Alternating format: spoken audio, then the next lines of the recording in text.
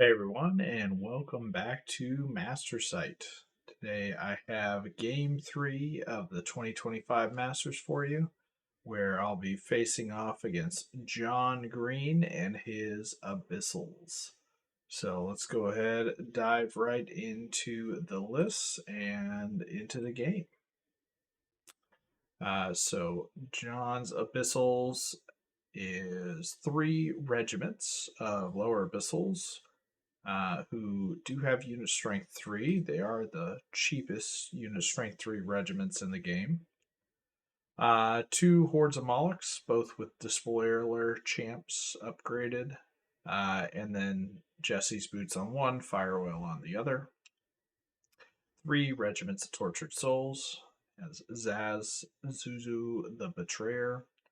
He has 2 regular Archfiends, both with regen, 1 Meat of Madness, 1 Brew of Haste, and then he has the Lord of Lies also with regeneration. So it brings him out to 12 drops, 28 unit strength. And yeah, 3 full dragons here basically. So haven't seen the triple dragon in a while, but it sounded like John's been doing pretty well with it, and well, he has a good amount of unit strength behind it with 28 unit strength here, same as me, but a few less drops. So, yeah, looking forward to this game. John and we go back quite a ways. We've met a few times over the years. I don't think we've ever played at Masters. I know we've played at Lady of the Lake, we've played at Adepticon, we've played at Lone Wolf. And yeah, so it's gonna be a good game. John's a very good player, so and here he is. So the scenario we have is Pillage. John got to put down 4 tokens. I put down 3. John also won the roll off for sides. So he took the side he's on. And John won the roll off for first turn, which he opted to give me first turn to avoid having to play around wind blast shenanigans on the bottom of the last turn. So, tokens, we have 1 on the left, left center, right center here. 1 by this obstacle here, here, and here. So, as you can see with John's deployment, he is definitely playing for the bunch of tokens here, which he definitely has the speed with the dragons to be able to spread out and play across the board. But I think John. This isn't the first time John's played against my list, so I think he understands that my army can play the whole field if necessary, and so he's piling in, compacting his list, um, and he wants to fight over these 3 for sure and get one of these 2. So he's fighting on this side of the board. So yeah, let's go over his deployment here. Which, apologize, terrain should be pretty obvious, but impassables here. This is a flat here and flat here. Otherwise, we got the trees, the forest, and the obstacles. So John does put a single tortured soul out behind this forest here, and the rest of his army over on the right. He has Molochs with J boots, tortured souls. I believe this is Meat of Madness Archfiend here. Another torture souls. 1, 2, 3 regiments of the guys. Zazuzu sitting here. The other Molochs. The big eye of Sauron. That is his Lord of Lies. And then the fire elemental looking one over here is his Brew of Haste guy. And yeah, my deployment, I do put a regiment way out to the left and a Dread Fiend out here as well. I have a triple stack. This is the J Boots unit here. I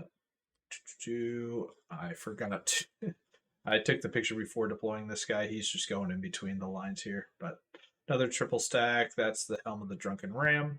Both Mind Screeches, the Portal of Despair, Butcher, Dreadfiend with Trickster's Wand, and another triple stack with the Blessing of the Gods. So, since John graciously allowed me to get first turn, I push up and take some board control here, as best I can. But I do think John's idea is correct in what he's attempting to do. I don't think he can sit on these tokens efficiently. I think he's going to have to just delay, have enough guys alive, and then fight on the bottom of the last turn to kill enough stuff to push me off tokens. So, but it does allow me to kind of get the jump and mitigate his shooting with the hex that I have, and then also get a good amount of shooting going for myself. So we push forward over here. Essentially, this Tortured Soul unit has the ability to kind of come back into the fold over here. So I'm waiting to see what he does. He can't charge anything right now, so but if he comes out here, I have units that can come assist. This is actually a unique situation where the portal is really, really beneficial. Normally, the portal's inspiring is just somewhat beneficial for me. But in this situation, I can be fighting out on this flank where John does not have inspiring, and then I can give myself inspiring. So, a very unique situation where I'm actually going to be ahead in that regard. So, um, yeah, so I'm waiting for John to commit one way or the other with the Tortured Souls, and then I will answer with one of the units I have out here, uh, if not more, depending on how present I think it is. So, and yeah, just push up on the right. So right now, this right hand flank is very weak to what John has, but I am pushing up in order to just try to hold him back a little bit here. But my idea or my goal is that as soon as he kind of pushes through this lane, I don't want to fight between the impassable and the board edge. I want to back off and I want to fight over here where I can maneuver and flank essentially. So, taking a look at the board edge as a whole, fortunately, terrain here slowed us down, but I want to have this kind of go straight forward in order to cover his units from here coming towards the center. And then these units should be able to be free to go to the right. So stretching out the lines further in order to prevent John from pushing into the center is the idea. Yeah, so shooting, we do get both Mind Screeches into this torture soul here because we're touching the obstacle, no cover. I believe we did 5 or 6 wounds, which is pretty reasonable, but we do not get the break, and that is fine. And we get the hex off on Zazuzu this turn. So, on to John's turn 1. On the left, he does go out to the far flank. And into the right, he just maintains kind of the center and repositions a little bit more. He's just wanting to fight in between in this close corridor over here. So, but he does have this guy threatening out towards the center. So yeah, so we're gonna have to fight over here for sure, but I'll need to make sure we got some backup here. So my turn. I push forward aggressively from the left, not as far forward on the right, but a little ways, and I start to do a slight angle My thought here is these guys can help cover and protect the units that are just past this obstacle here. And then those units are in position to hit and flank anything that hits over here. So just kind of leapfrog protection essentially at this point. Set up lightning bolts to shoot into these tortured souls here because they're not getting cover from the terrain because my guys are too tall. And the Dread Fiend is a nuisance. It's already gotten around into the flanks here. It's in a position to, hit a flank if necessary. I'm allowing him to charge a Butcher, which is something that you've seen quite a bit in my reports.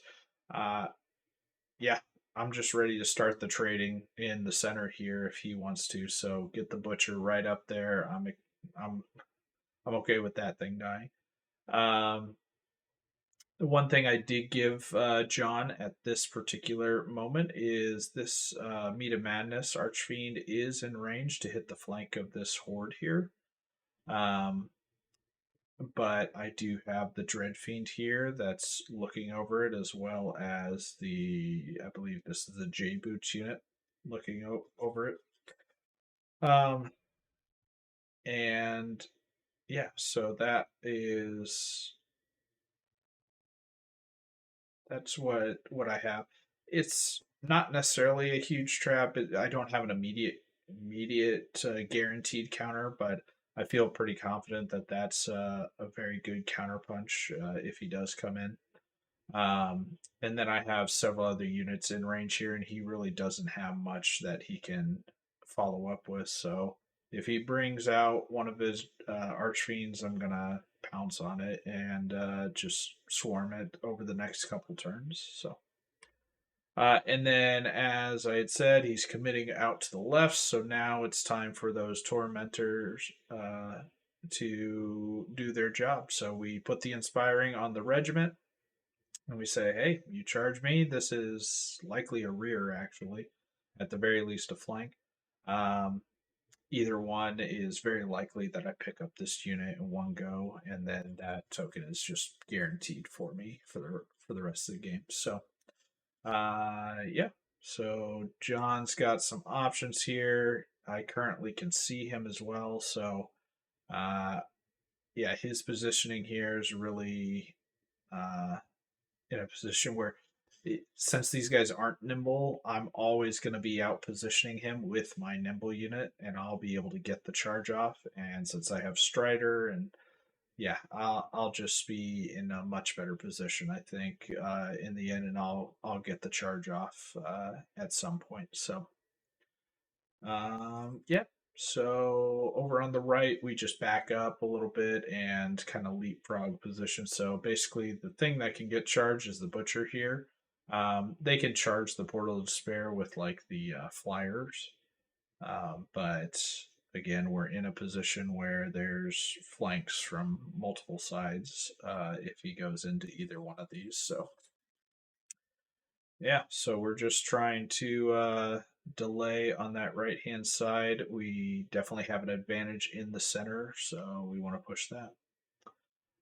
So shooting, I believe I do 6 wounds to the tortured souls. And, I do have dread in range, but I did not break them. So uh, yeah, I mean sevens twice isn't that likely. So yeah, so that's the turn two. Top of turn two. So so John looks at all of his stuff and he says, you know what? It's time to go. So much for delaying. It was the thought I had he was gonna be doing. But yeah, he comes in across the board. So in the center, that injured unit of tortured souls was within range, so he's taken them in the front and he's taken the flank with this guy. He charges the butcher with just a regiment of infantry. And then on the right, he does do a triple charge. So The Loreleis is here. The other Archfiend with speed or haste, and then the Tortured Souls that I had shot first turn are in here as well. So he does pick up that horde, which is about right on averages. Because between the two dragons, it's 18 attacks. He's hitting 12 times, and then they have vicious, so he should do 12 wounds. And then the tortured souls are good for 4 on average. So, and he has brutal, so yeah, looking at like 4s twice as the average to break them. So, very good. And then in the center, it was the same math, and he did the same outcome. So kills that as well, and he repositions in such a way he can't get both Dreadfiend and these guys in the front. If he did some pivots or anything like that, he potentially was in sight here. He was looking at, well, if I overrun, I can get out of the front arc here. But if I overrun too far, it gives this unit a flank, and that kind of defeats the purpose. So, in the end, just staying put where he was the best option. So going into my turn 3, let's see if we can punish some of these aggressions here. So on the left, I move forward like so. I realize over here that it's actually more important for me to shore up the middle, so I bring the torture or the tormentor troop back in towards the center to support. Um, and I hope that this regiment can just survive on its own. There wasn't any way for me to get out of charge range, so I go ahead and move it a little closer just in case.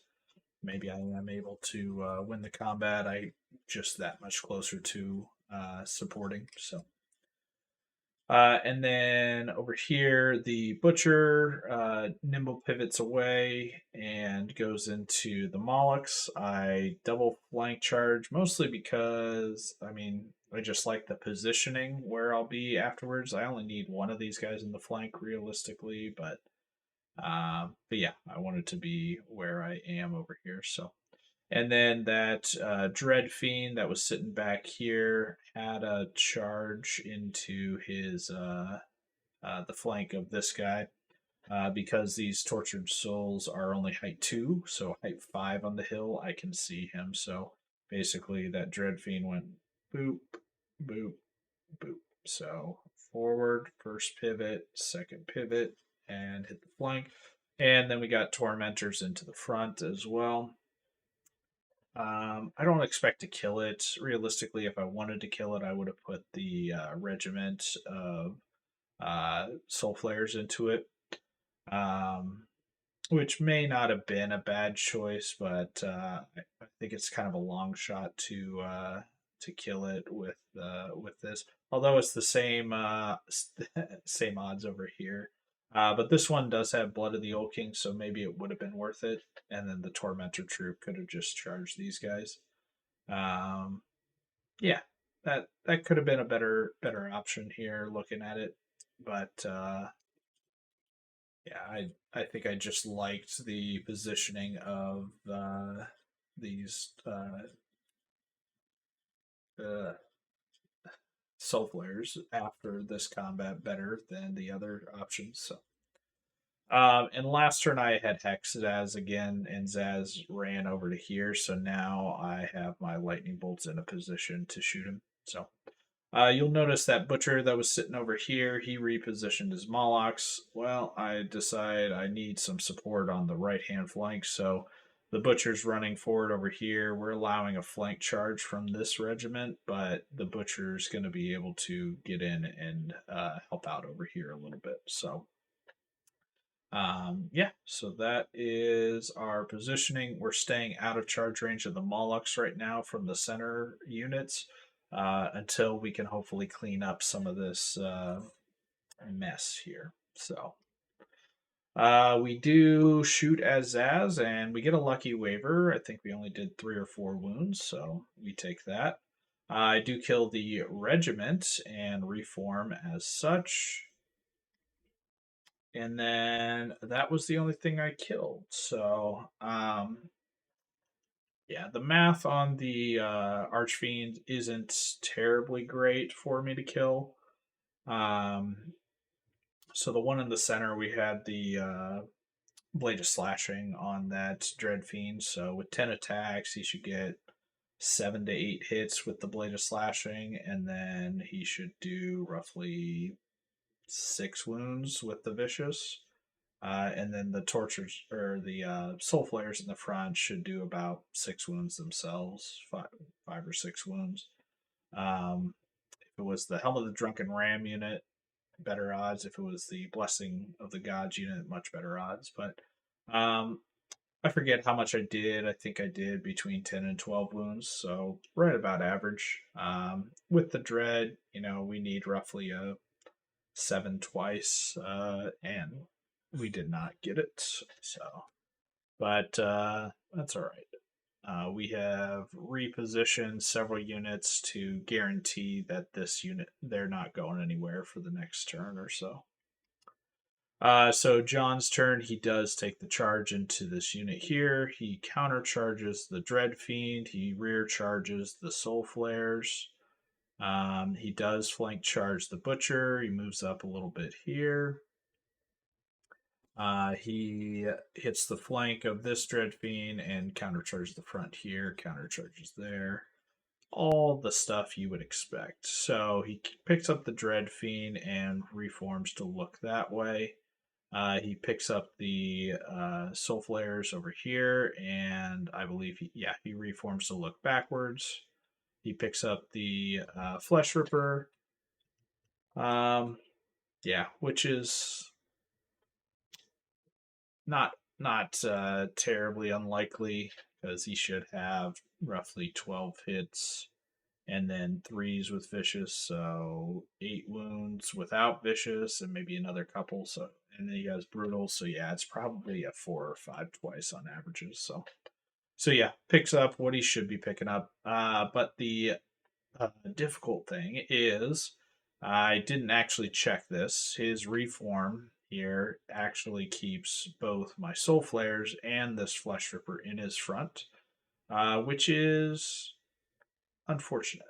I kind of wanted to be able to hit this unit in the flank with something, um, which I'm not able to right now. So that throws a wrench in the plans a little bit. But one thing that does help is the troop that was fighting the other Archfiend.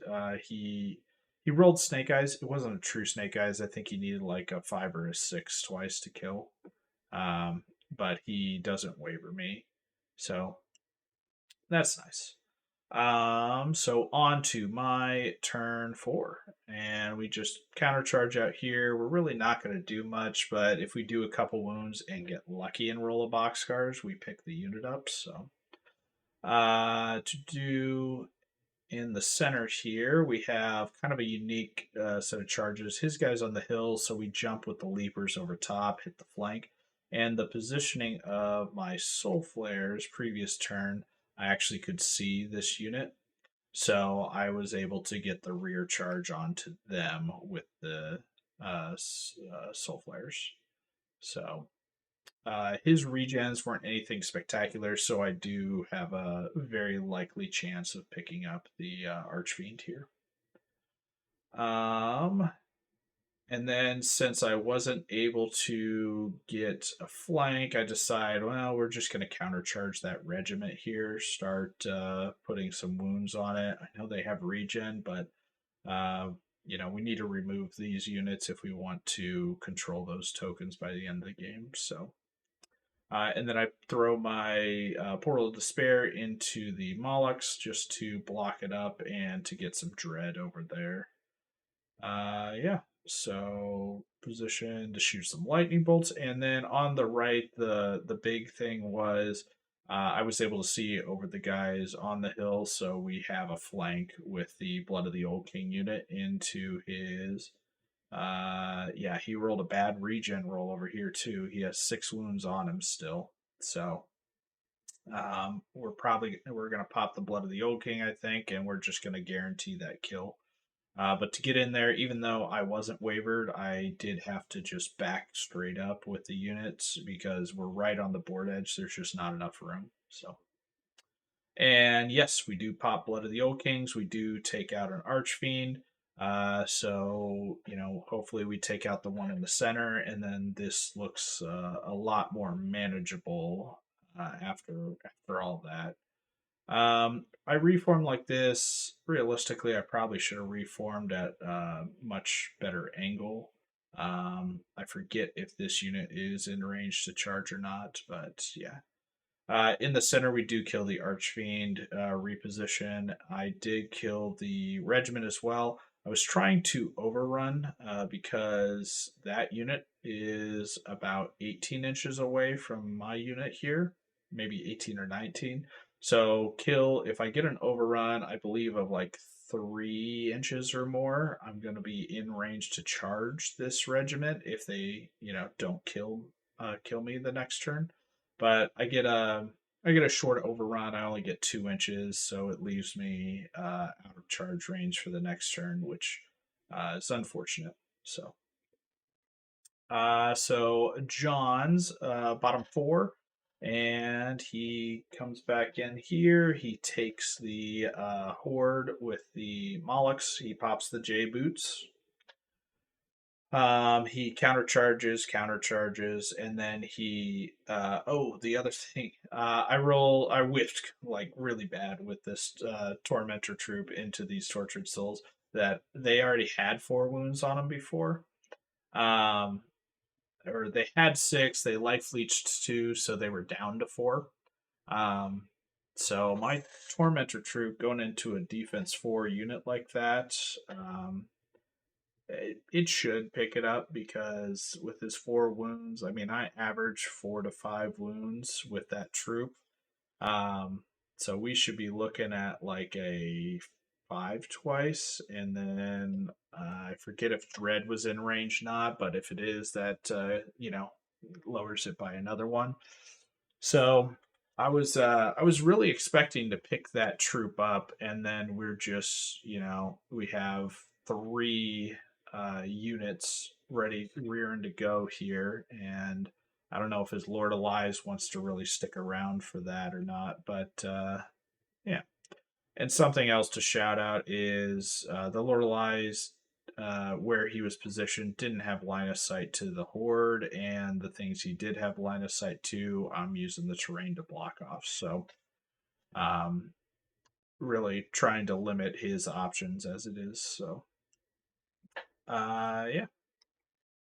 So, either way, even if I did get the overrun, John got the kill. He overruns a little bit to this position.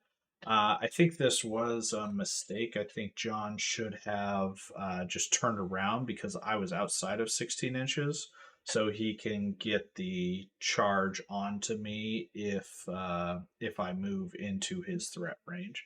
So I think he misplayed this just a little bit and could have had some better options and been a little bit more threatening if he would have just reformed.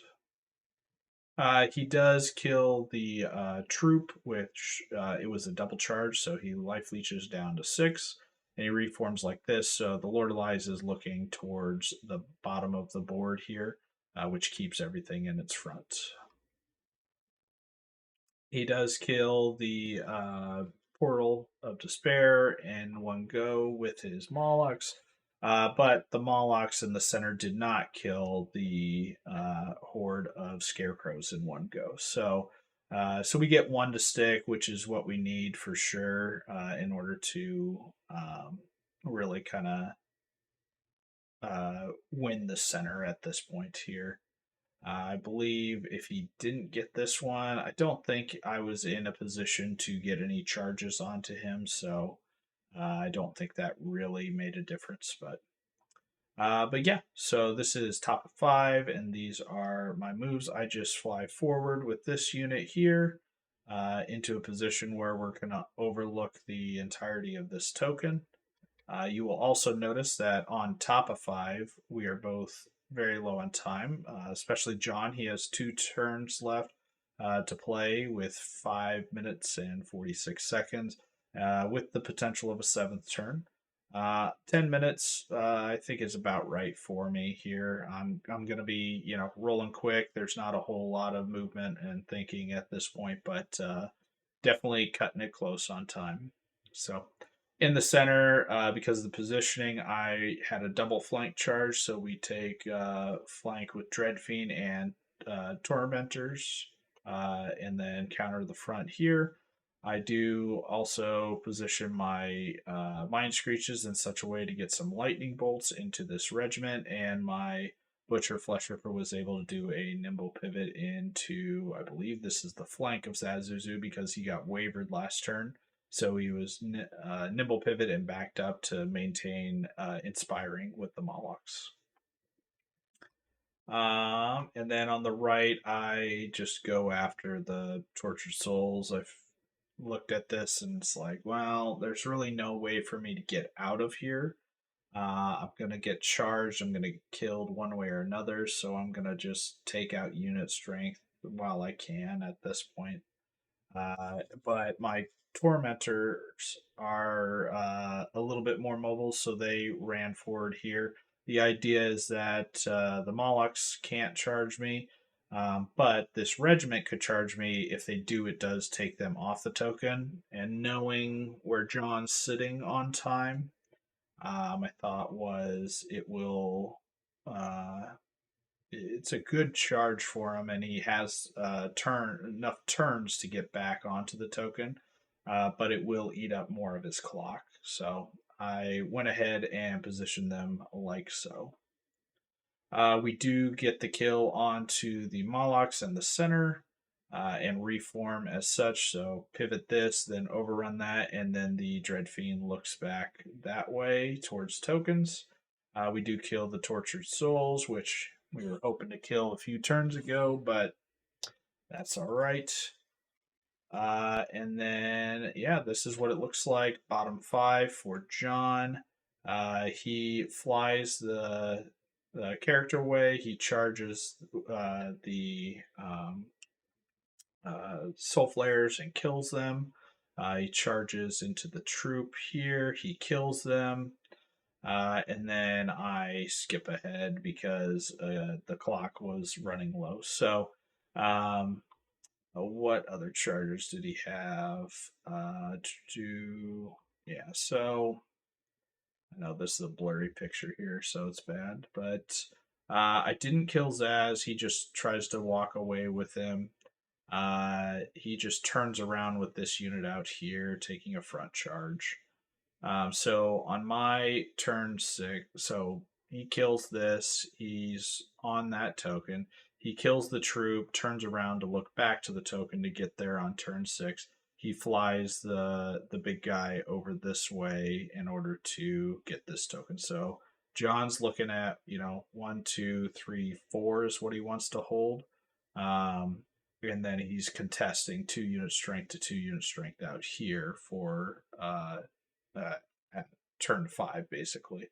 So on my turn 6, again, apologize I don't have the pictures, but I charge his Tortured Souls over here. I just move on to this token. I double charge the regiment with these guys. And then I fight I fight his character again. This guy just comes back behind the obstacle and sits on that token, waiting to be charged by his Lord of Lies. And the other guy is moving over here and he starts wind blasting his horde towards the edge of the board. So you'll see his position here. He's just within 3 inches, but again, John has bottom of the turn, so he has the ability to get back onto the tokens after a wind blast. So all of that happens. This is where we eventually end up. So on John's turn, he charges here, doesn't get the kill. He counter charges here because I didn't kill him. Doesn't waver or anything, and then he moves his regiment back. Because on my turn I had killed this regiment, so I had both the troop of tormentors and this horde looking towards this regiment over here. So, and John does clock out right at the very end of turn 6. So, if the game ends on turn 6, he has 1, 2, 3, and then a push, and I have 1, 2, 3. So it was a draw if it ended on turn 6. But John rolls, and we do get at turn 7. And even though John has 0 clock left, I do have like less than 2 minutes. So looking at that, I I have to go quick, and the the decisions I have here is it's a draw. We know that it's a draw right now, so I need to swing one thing in my favor. And so I'm thinking, okay, we're gonna fight the combat on the left. If I win that combat, I get a point. I'm going to move this Mind Screech, which these guys were an inch away from the Mind Screech here. I'm going to move that Mind Screech right up to that token, and measuring it, I needed a 3-inch wind blast to get him away, far enough away from the token to where he no longer controls it, and I will. And then on the, I think I was wavered here. None of that really mattered. There was no way I was getting him off that. I don't think I could position. And then up here, I had a troop of tormentors and a horde of scarecrows. Those are these two here. Both of them were looking at his last regiment over here. Both were in range to charge, but I need one of them to sit on that token. So I immediately thought, well, if I want to try, it's low possibility, but if I want to try to kill it, I'm going to send the troop of tormentors at it, and there we go. Mind you, John has already clocked out, so he will not have a response for the bottom of his turn 7. So we go through, roll the dice. I fail the combat out here. I fail the combat over there, which we weren't expecting. And then the wind blast, I only get 2 out of 3 inches. So, yep. So the few things, a few options I had to push this over the edge and have it be a win instead of a draw. None of them worked out on the bottom of the last turn. But I realized something about 2 or 3 minutes after we were done with the game. And that something was I could have not relied on any of those and just simply charged his regiment with my horde and left my tormentor troop behind, because my horde's 3-unit strength and his is 3-unit strength. And even if I don't kill him, I'm going to be within range to contest that token. So it would have been a push token there. He would have had 1, 2, and I would have had 1, 2, 3, and a push. So I would have won by 1 token if I was able to identify that win condition just a little bit sooner. But in the end, we got a draw. It was dead even on attrition, so it was just a straight 10-10 draw. It definitely didn't take either of us out of the running here, because I believe we were both at the same exact battle points. So we were at 37 coming into this game, and so now we're at 47. And so we're both sitting kind of tied for like the 6th, 7th, 8th range, right in there, which is, and we were 8 points behind the very high top leader, but only a few points behind like table 2. So, yeah, a missed opportunity for a guaranteed win there. Didn't identify it soon enough.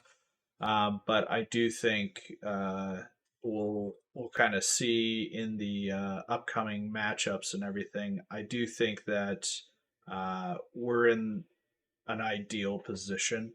We're playing again. We'll be playing against army, different armies than if we would have won. And I think that we got good matchups for the day two and good scenarios with those matchups. So uh, normally I'd be, a little bit more harsh on myself when it comes to missing a winning opportunity here like this. But in the end, kind of spoilers, but it kind of helped us out, I think, with getting matchups that and scenarios to work out. So, but yeah, John played an excellent game. He made me think. I definitely made him think. We were both running low on time there. But the triple dragon, he played it a lot different than I was expecting. I expected a little bit more of dancing around and forcing you to look in different directions and things like that. But John played it very much straightforward. Going to punch you in the mouth. Going to utilize terrain, the board edge, multiple units to recycle these dragons and get them multiple rounds of combat. And I definitely underestimated my counterpunch potential. I allowed for certain charges that in the end just didn't I didn't have enough follow through. And with those archfiends having fury, wavering is just not a good enough option. So I was losing multiple units to each one, uh, and yeah, but I do like his list, very unique play style, and John gave me one hell of a game. So um, yeah, but that is where we end day one. So we're sitting at 47 out of a possible of 63 points. So not too bad.